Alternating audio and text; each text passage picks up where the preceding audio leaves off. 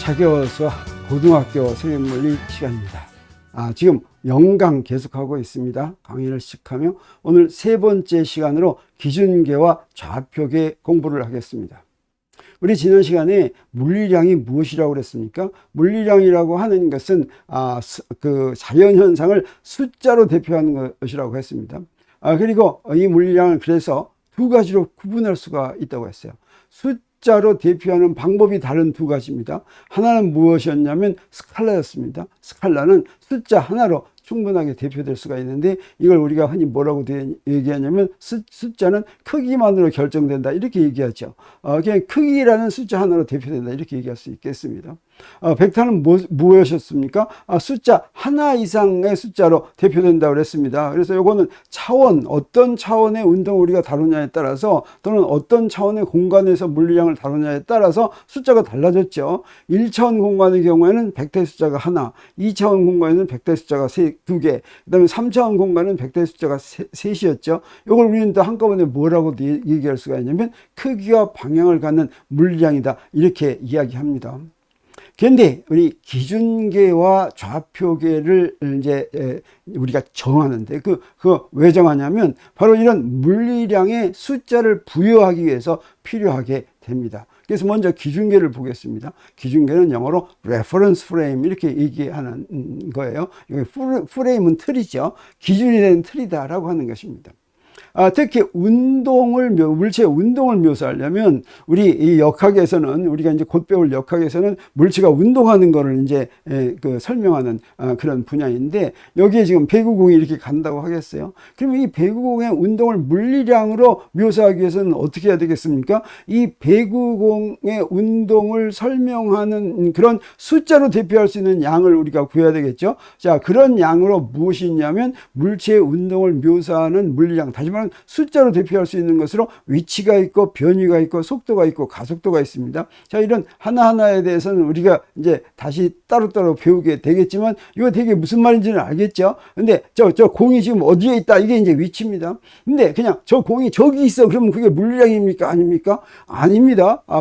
위치를 표시할 때 저기 있어 그러는 게 아니라 저 공의 위치는 3이야, 이렇게 해야지 이제 물리량이 되는 거죠. 그러면 저 공의 위치는 3이야, 이렇게 하려면 어떻게 해야 되겠습니까? 무슨 기준이 있어야 되겠죠. 그래서 그렇게 기준을 정하는 거, 기준계란 바로 뭐냐면 물체의 위치, 변이, 속도, 가속도를 대표하는 수를 정하기 위해서 기준을 정하는 거, 이걸 이제 기준계라고 하는데, 그럼 이 기준계는 누가 정해야 되겠습니까? 어디 교과서에 미리 정해 놨겠습니까? 아니면 선생님이 정하겠습니까? 아닙니다. 지금 이 운동을 묘사하려고 하는 사람이 바로 정합니다. 다시 말하면 내가 정한다라고 하는 거죠. 그러면 어떻게 정해야 되겠습니까? 정하는 방법이 있겠습니까? 어디를, 예를 들어서 기준계를 정하려면 우리 지표면을 기준으로 해야 된다, 뭐 이런 그게 있겠습니까? 아닙니다. 마음대로 정하고 아무렇게나 정할 수가 있습니다. 이렇게 아무렇게나 정할 때는 어떻게 정하냐면 편리하게. 이 편리하다는 건 어떨 때 편리하겠습니까? 그렇게 기준계를 정해가지고 숫자로 대표했는데 그 숫자를 가지고 계산하려니까 계산이 아주 간단하게 될 때, 그럴 때가 편리한 것입니다. 그래서 앞으로 이제 기준계도 배우고 또 좌표계도 배우겠지만, 기준계하고 좌표계는 내 마음대로 정할 수가 있는데, 그때는 어떻게 하느냐? 편리하게 정하는데, 편리하게 정한다는 건 무슨 얘기냐? 계산이 쉽게 되도록 정한다라고 하는 뜻이 되겠습니다. 그래서 한번 정해 보겠어요. 그러면 기준계는 그 기준을 정하는데, 그 정하는 순서는 뭐냐면, 무엇과 무엇을 정하는 거냐면 먼저 원점을 정해야 되겠습니다. 원점. 그래서 여기다 아무데나 이렇게 원점을 하나 딱 정하겠어요. 이 원점이란 바로 뭐냐면, 물체가 거기에 있으면 숫자로 대표할 때 숫자를 0으로 대표합니다. 원점이라고 하는 건 위치가 0이다라고 하는, 거기에 물체가 있으면 이제 0입니다. 그 다음에는 이게 이제 여러 방향으로도 움직일 수가 있겠죠. 그래서 어떤 방향으로 움직이는 걸 확실하게 정하기 위해서 무엇을 정해야 되냐면 좌표축을 정해야 됩니다. 좌표축도 예를 들어서 이제 이렇게 정할 수가 있겠어요. 꼭 이런 방향으로 정해야 되는 게 아닙니다. 여기 그려놓은 거 보니까 수평 방향으로도 하나 있고 수직 방향으로도 하나 있고 뭐 이런 거 같죠. 근데 꼭 수평 방향, 수직 방향을 향하게 정할 필요는 없습니다. 공중에다 물체를 던진 경우에는 대부분 이렇게 정하는 것이 편리하지만, 다르게 정해도 상관이 없다고 하는 것이죠. 다르게 정하는 게 더 편리하면 그렇게 다르게 정할 수가 있습니다.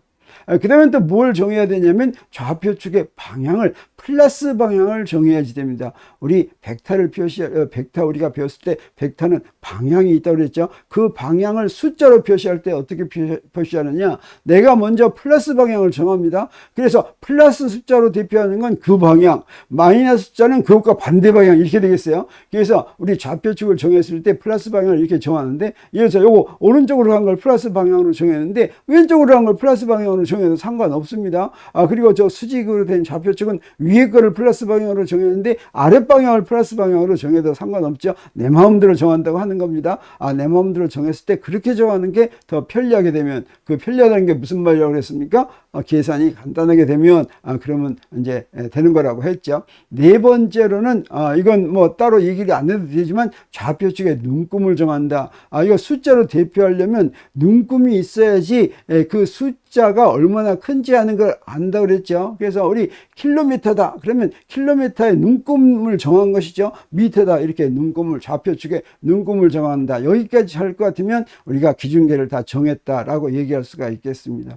이런 기준계를 정할 때 기준계에 여러 가지 이름들이 있습니다. 이건 우리가 나중에 이제 하나하나 배우게 될 텐데, 관성 기준계, 비관성 기준계 이런 말을 씁니다. 우리 이거 아주 중요한 거기 때문에 나중에 배우겠습니다. 또 질량 중심 기준계, 실험실 기준계 이런 말도 씁니다. 그리고 오른손 기준계, 왼손 기준계 이런 말도 쓰는데, 이건 이렇게 내가 정한 기준계가 어떤 성질을 가지고 있느냐, 그 성질을 가지고 이렇게 여러 가지로 분리를 한 것입니다. 어떤 경우에는 관성 기준계인지 비관성 기준계인지를 확인하는 게 중요할 때가 있습니다.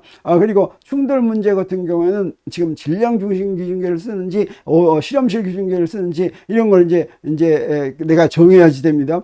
그리고 왼손 기준, 오른손 기준계, 왼손 기준계라고 하는 건 이제 곧 배우게 될 텐데, 우리는 반드시 오른손 기준계만 이용을 해야지 된다고 하는 거죠. 그래서 이 기준계 정하는 것을 조금 더 자세히 보겠습니다. 우리가 물체의 운동이 미리 제한된 운동을 하는 경우가 있어요. 그래서 1차원 기준계란 물체가 1차원 운동만 할 때입니다. 1차원 운동이란 선 위에서 운동하는 걸 우리가 1차원 운동이라고 할 수가 있습니다. 그런데 이 선이 반드시 직선이어야지만 되는 것은 아닙니다.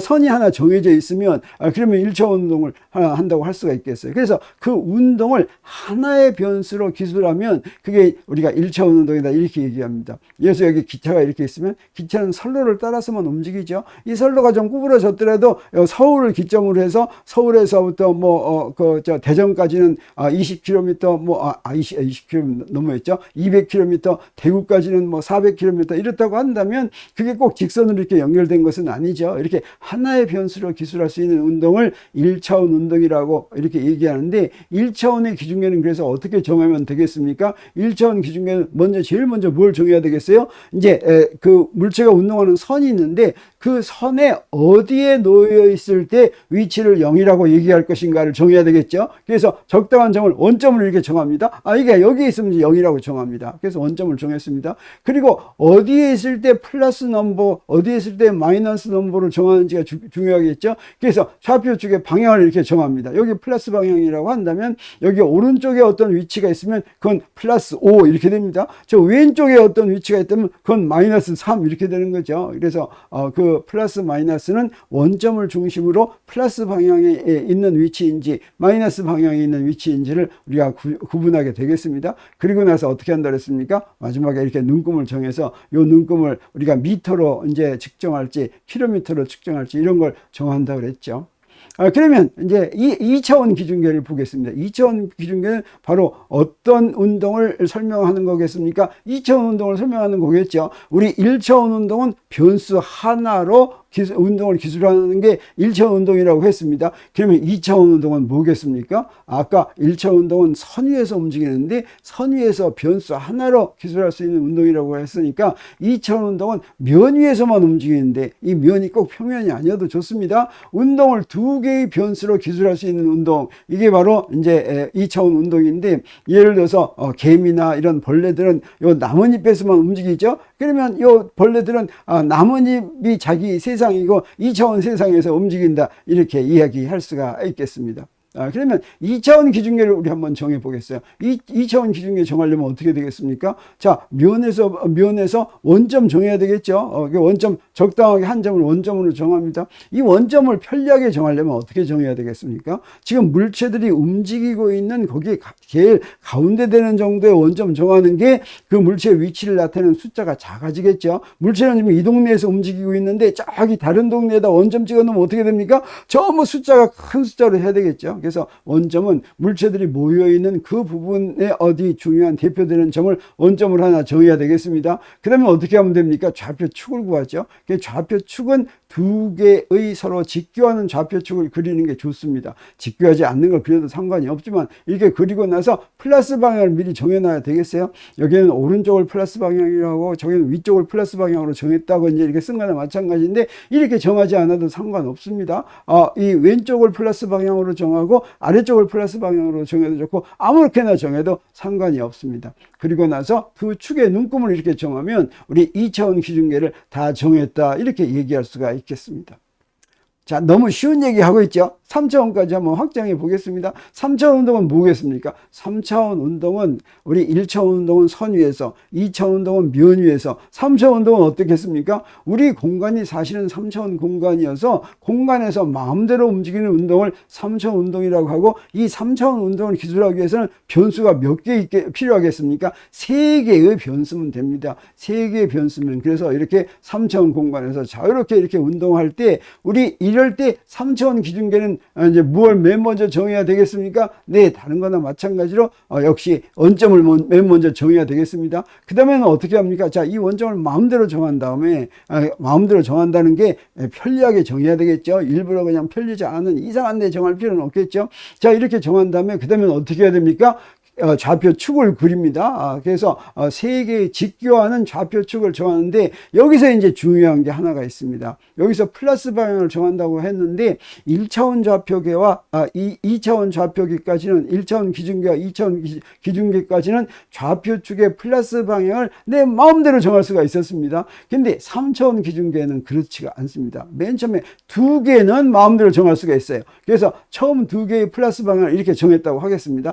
플러스 X하고 플러스 Y 이렇게 정했습니다. 그리고 세 번째 거는 우리가 정할 수 있는 게 위를 플러스로 할 수 있고 아래를 플러스 할 수도 있겠죠. 그래서 요 세 번째 거는 마음대로 정하는 것이 아니라 세 번째 축은 반드시 오른손 기준계가 되도록 정해야 된다고 하는 것이고 오른손 기준계가 되도록 정한 게 바로 뭐냐면 위쪽을 플러스 방향으로 정한 것입니다. 이게 X축, Y축, Z축인데 X축, Y축, Z축은 순서가 반드시 X, Y, Z 이래야 돼요. Y, X, Z 이런 순서로 하면 안 됩니다. 순서는 항상 X, Y, Z축인데 이렇게 X, Y, Z축을 정했을 때 나머지 세 번째 축은 오른손 좌표계가 되도록 정한다고 하는 것인데 그러면 오른손 좌표계란 무엇이냐? 우리 X축을 먼저 이렇게 그렸습니다. 그리고 Y축을 이렇게 그렸어요. 이건 아무렇게나 그려도 좋습니다.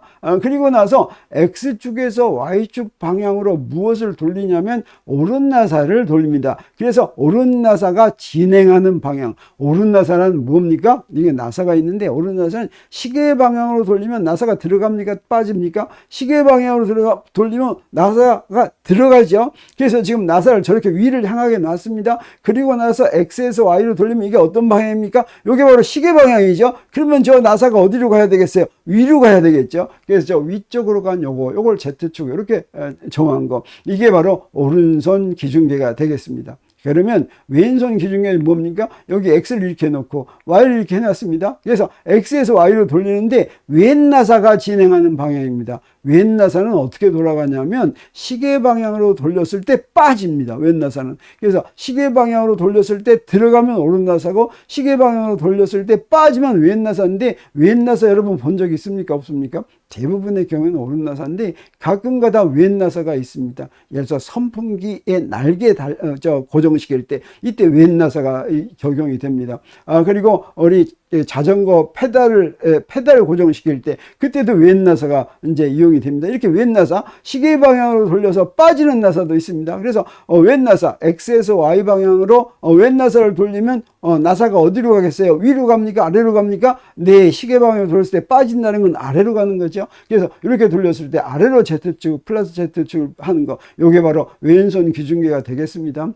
이랬을 때 반드시 X에서 Y로 돌리는 것만 확인해야 되냐면 그렇지가 않고 우리 순환 순서, 순환 방향으로 돌리는 겁니다. X, Y, Z, X, Y, Z 이런 식으로 되는 거예요. 그래서 Y에서 Z로 가면 오른 나사를 Y축에서 Z축으로 돌리면 나사가 진행하는 방향이 X축 방향입니다. 그리고 Z축에서 X축으로 오른 나사를 돌리면 그 시계 방향으로 돌렸을 때 나사가 진행하는 방향이 Y 방향이 됩니다. 이렇게 XYZ, XYZ 이렇게 되는 걸 순환 방향이라고 하고, 이 순환 방향으로 돌렸을 때 오른 나사가 진행하는 방향으로 세축 방향을 정한 것을 오른손 좌표계라고 하고, 우리가 기술하는 물리에서는 반드시 오른손 기준계만 이용을 해야지 됩니다.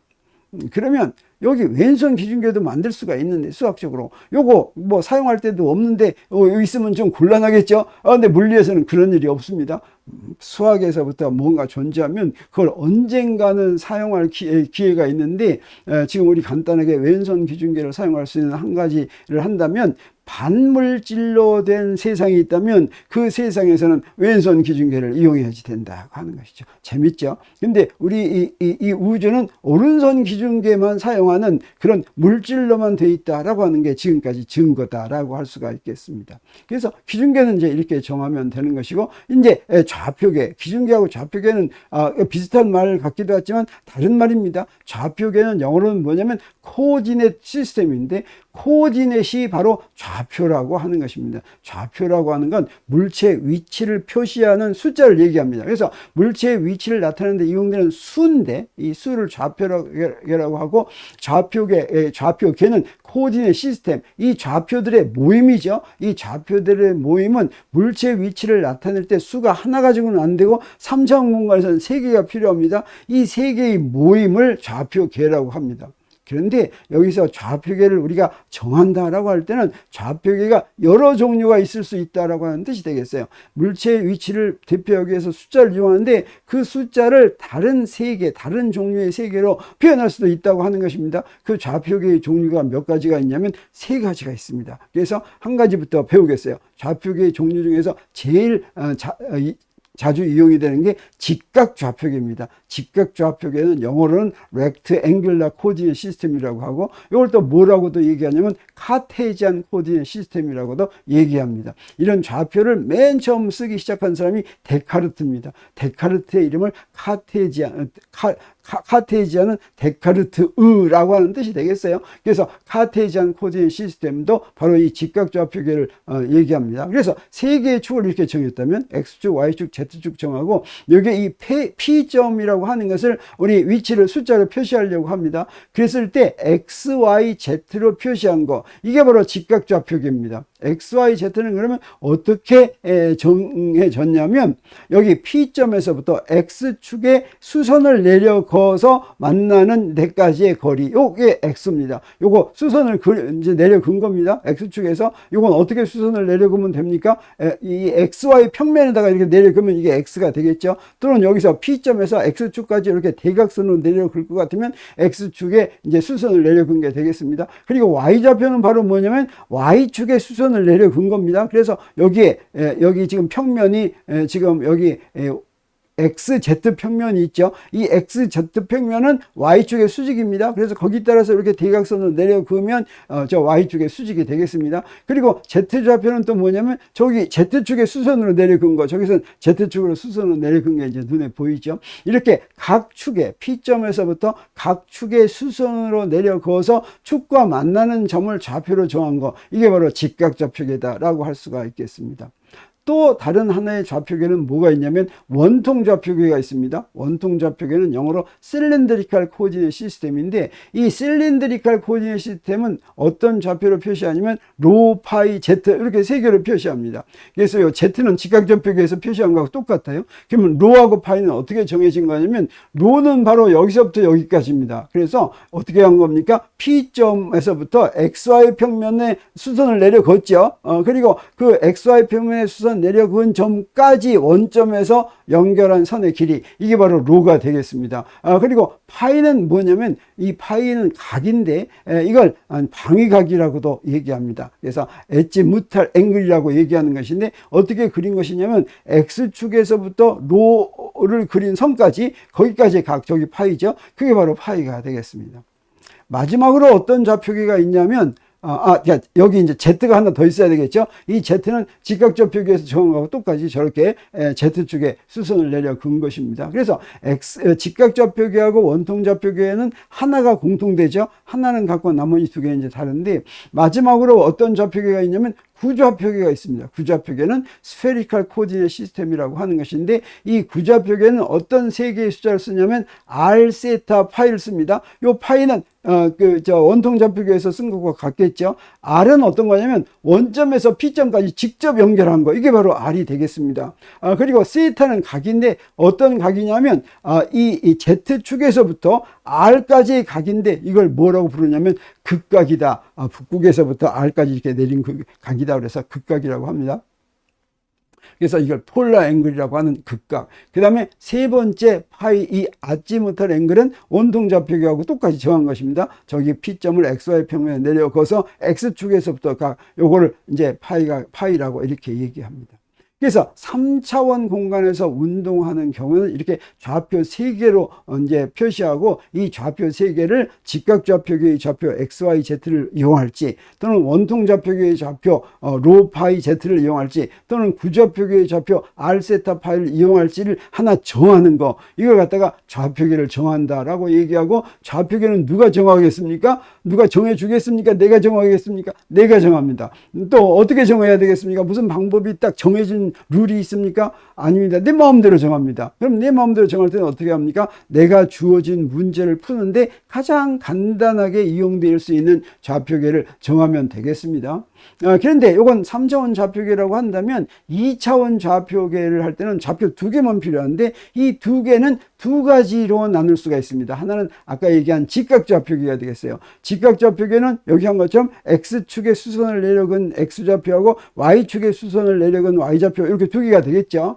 그 다음에 또 하나는 뭐가 있냐면, 이 또 하나 있는 걸 극좌표계라고 합니다. 극좌표계는 어떻게 하냐면 원점에서 P점까지의 거리를 R이라고 하고, 그 다음에 X축에서 요 R까지의 각을 세타라고 합니다. 자, 이렇게 두 개를 한 것인데, 사실 요거 가만 봤더니 요거는 원통 좌표계에서 아래에 있는 거하고 똑같죠. 그러니까 원통 좌표계에서 아래에 있는 건 사실은 요걸 R이라고 그러지 않고 뭐라고 그랬습니까? 로라고 그랬죠. 그리고 요 세타라고 하지 않고 요걸 파이라고 했죠. 그래서 로하고 파이를 사용하기도 하는데, 우리가 2차원 좌표계만 쓰려면 R하고 세타가 훨씬 친숙하기 때문에 그냥 이 R하고 세타를 쓰기도 합니다.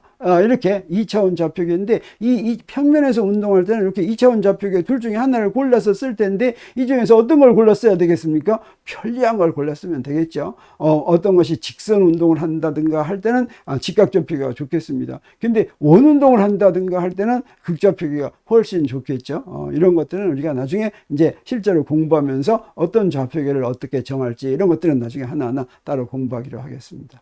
자, 이렇게 해서 기준계와 좌표계에 대한 시간을 다 마치겠습니다. 자, 그러면 영강에서 다음 시간에 할 건 뭐냐면 미분과 적분이 되겠습니다. 야, 미분과 적분 굉장히 어려운데 이걸 어떻게 그냥 뭐 10분, 20분 만에 어떻게 할지 이렇게 의문이 갈지도 모르겠지만, 이 미분과 적분에 대해서 그 학문을 공부한다는 뜻이고, 뜻은 아니고, 우리가 미분과 적분을 이용해야지 물리를 이해하기가 쉽습니다. 그래서 미분과 적분을 어떻게 하면 어느 정도 알 것 같으면 우리가 지금 물리 공부하는데 이용할 수 있을까 하는 것만 우리가 공부하는 거니까 너무 긴장하지 않아도 좋습니다. 다음 시간에는 미분과 적분에 대해서 공부하겠습니다. 자, 오늘 강의는 여기서 마칩니다.